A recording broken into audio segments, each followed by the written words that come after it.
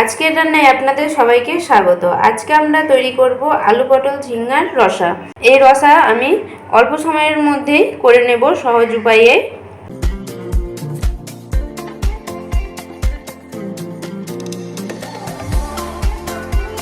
আজকে আমরা করব আলু পটল ঝিঙে দিয়ে রসা।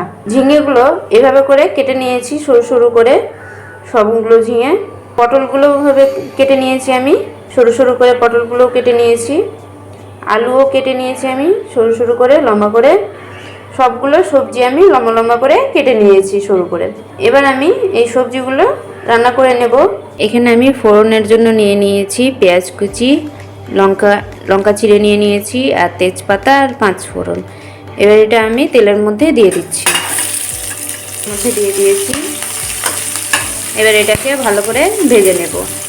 এটা ভাজা হয়ে গেলে এর মধ্যে আমি সব সবজিগুলো দিয়ে দিব। এখানে পেঁয়াজগুলো ভাজা হয়ে গেছে, এবার আমি সব সবজিগুলো দিয়ে দিচ্ছি।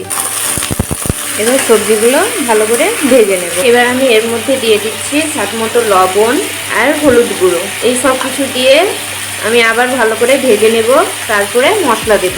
আবার আমি একটু ভালো করে সবগুলো ভেজে নেব। এখানে ভাজা হয়ে গেছে আর আমি মশলা দিয়ে দিয়েছি। এর মধ্যে আদা এবং জিরে বাটা দিয়ে দিয়েছি।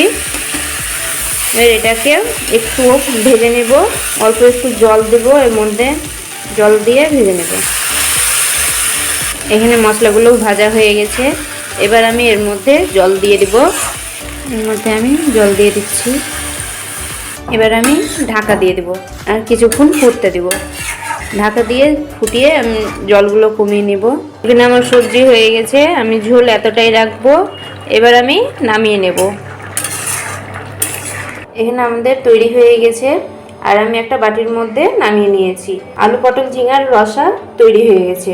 খুব অল্প সময়ের মধ্যে এই রেসিপিটি আমি তৈরি করে নিয়েছি আর সহজভাবেই তৈরি করেছি। আপনারা সহজ সহজ রেসিপি দেখার জন্য আমার চ্যানেলটি সাবস্ক্রাইব করে দিবেন আর পাশে থাকা বেল আইকনটি প্রেস করে দিবেন আজকের রান্নার নতুন নতুন রেসিপি পাওয়ার জন্য। এই রেসিপিটি কেমন হয়েছে আপনারা অবশ্যই কমেন্ট করে জানাবেন আর শেয়ার করে দিবেন, লাইক করে দিবেন।